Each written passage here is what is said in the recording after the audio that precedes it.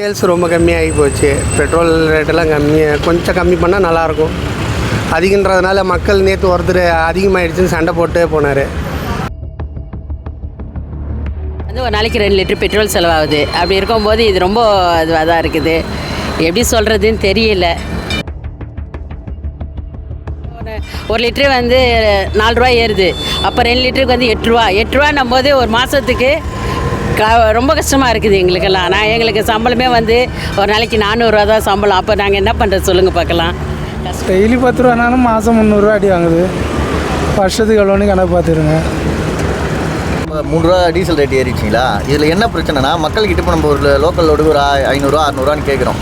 அவங்ககிட்ட ஏன் இப்போ ஃபஸ்ட் 500 ஓட்டினீங்களா, இப்போ 600 கேட்குறீங்களா, டீசல் ரேட் ஏறிச்சுன்னு சொன்னோன்னு வச்சிங்களேன். இப்போ நம்ம என்ன பண்ண முடியும்? வேறு வழி இல்லை. டீசல் ரேட் ஏறிச்சுன்னா அந்த இடத்துக்கு ஒரு 200 டீசல் போடணுன்னா அவங்ககிட்ட தான் நம்ம கேட்டாகணும்.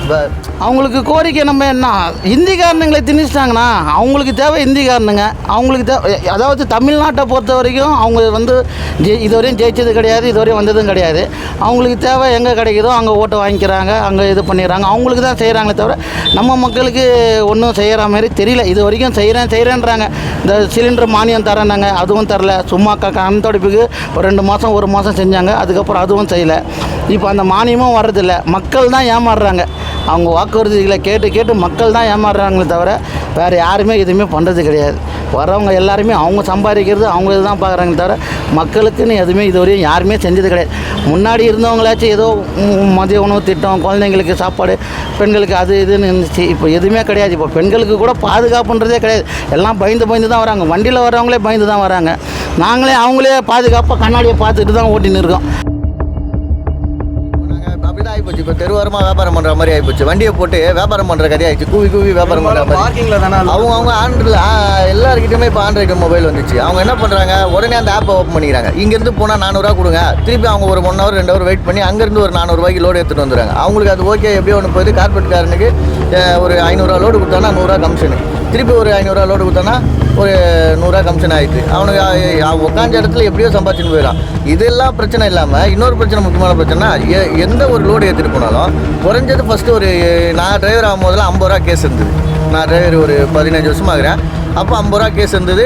அப்போ ஒரு நார்மலாக இருந்தது. இப்போ யாருக்கிட்டையுமே இப்போ அவங்க சொல்கிற ரேட், இப்போ நான் உங்ககிட்ட ஒரு 1000 ரூபா கேட்குறேன்னா, இப்போ 700 ரூபா வாங்கி அப்படின்னா சரி பரவாயில்ல அப்படின்னு போயிட்டு வருவோம். அன்றைக்கி இருந்த பிரச்சனை வேறு. இன்றைக்கி 500 ரூபா கேஸ் ஆகிட்டாங்க. ஒரு சின்ன லோடு ஏதாவது ஒன்று இந்த வண்டி போது இங்கேருந்து ஒரு டிராஃபிக் யாராவது மாட்டிக்கிட்டாங்கன்னா 500 ரூபா கேஸ். எதுவுமே பேச மாட்டாங்க. யாருக்கிட்டையுமே நம்மளோட குறைய சொல்ல முடியல. அவங்க உடனே அந்த ஒரு ஸ்கேனர் ஒன்று வச்சுக்கிறாங்க, ஃபோட்டோ எடுத்து போட்டு 500 ரூபா கேஸுன்ட்டு போயிடுறாங்க. இந்த மாதிரி நிறைய பிரச்சனை இருக்குண்ணா. இதெல்லாம் வந்து இப்போ அரசாங்கம் தான் ஏதாவது நல்லதாக ஏதாவது ஒன்று பண்ணணும். இப்போ கூட அதாவது பாதிப்பு தான் செய்யும். 3 ரூபா நிறைய கிலோமீட்டர் போகிறவங்க அதிகமாக இருக்கும், பாதிப்பு இருக்கும். அது இல்லாமல் எப்போதுமே பெரும்பாலும் இருக்காது. இருக்க தான் செய்யும். ஆனால் என்ன பண்ணுறது, அந்த சூழ்நிலை அந்த மாதிரி இருக்குது. நாங்கள் எப்படின்னா வாடகை கொடுக்குறதா, வண்டி வாடகை கொடுக்குறதா, டீசல் போடுறதா, எங்கள் வீட்டுக்கு எங்களுக்கும் வயிறு வாய் இல்லை. நாங்கள் என்னத்தை எடுத்துகிட்டு போவோம் சொல்லுங்கள். ரொம்ப கஷ்டமாக இருக்குதுண்ணா. அந்த ஆச்சும் இப்படி தான் இருக்குது, இந்த ஆச்சும் இப்படி தான் இருக்குது.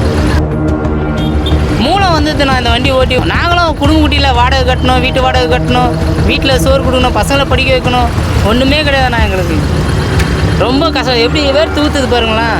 எரியுது, உடம்பெல்லாம் எரியுது, கையெல்லாம் பொங்கி போகுது. அவ்வளோ கஷ்டப்பட்டோம். 10 ரூபா கிடைக்க முடியுது. காலைலேருந்து நைட்டு 10 மணி வரையும் ஓட்டினா தான் ஒரு 500 ரூபா சம்பளம் கிடைக்குது. எல்லாம் போய் அதுக்கு பெயிண்டிங் வேலை எதனா ஒரு வேலைக்கு போயிடலாம் போல். அவ்வளோ கஷ்டமாக இருக்குண்ணா. ரெகுலராக நான் யூஸ் பண்ணுறதுனால என்னால் ரொம்ப நான் வேலை எடுத்து செய்கிறேன்னா எனக்கு இந்த 3 ரூபாய் ஆகிறதுனால ரொம்ப கஷ்டமாக தான் இருக்குது.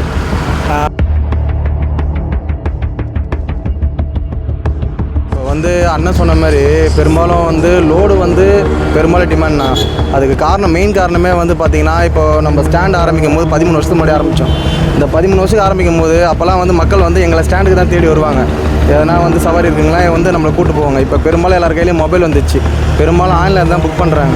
இந்த ஆன்லைனில் புக் பண்ணும்போது என்ன ஆகுதுன்னா, நாங்கள் நார்மலாக ஒரு இடத்துக்கு போகிறோம் அப்படின்னா, ஒரு இடத்துக்கு நாங்கள் 1000 ரூபாய் கேட்குறோன்னா, அந்த போட்டிருக்காருங்க பெரும்பாலும் 500 ரூபாய்க்கு வராங்க. கேட்டால் அது எப்படி கொடுக்குறாங்க, எப்படி ஓட்டுறாங்க தெரியல. வேறு வழி இல்லாமல் வண்டி போட்டோம், டியூ கட்டி தான் ஆகணும் அப்படின்னு சொல்லிட்டு ஓட்டுறாங்க. ஆனால் நாங்கள் வண்டி போடும்போது 3,13,000 ரூபாய் இருந்த வண்டி இன்றைக்கி 6 லட்ச ரூபா ஆச்சு. அப்போ நம்ம என்ன பண்ண முடியும் சொல்லுங்கள்? வேறு வழி இல்லை. நாங்கள் கேட்குற வண்டி எங்களுக்கு ஆரம்பத்துலேருந்து ஸ்டாண்டுன்னு போட்டு நாங்கள் ஆரம்பத்துலேருந்து ஓட்டி பழகிட்டோம். அதனால் வேறு வழி இல்லாமல் மக்கள் எங்ககிட்ட கொஞ்சம் காம்ப்ரமைஸ் ஆகி இப்போ நாங்கள் 1000 ரூபாய் கேட்குறோமா, அவங்க 500 போட்டு வருதாங்கப்பா, நீங்கள் கொஞ்சம் பார்த்து வாங்கிக்கப்பான்றாங்க. அப்போ வேறு வழி இல்லாமல் என்ன பண்ணுறோம், சரி பரவாயில்லைங்க ஒரு 700 கொடுங்க, 800 அவங்ககிட்ட பார்க்கிங் பண்ணி தான் பெரும்பாலும் நாங்கள் லோடே போகிறோம். வேறு வழி இல்லை, இப்படி தான் ஓட்டி ஆகணும். இந்த நிலைமையில் டீசல் விலை ஏறி இருக்குது. இன்னும் மக்கள்கிட்ட நாங்கள் இன்னும் பெருசாக இந்த 2 நாளில் பெருசாக இன்னும் லோடு ஓட்டலை. இப்போ நான் டிமாண்டாக தான் நீங்கள் பார்க்குறீங்க உட்காந்து தான் இருக்கோம்.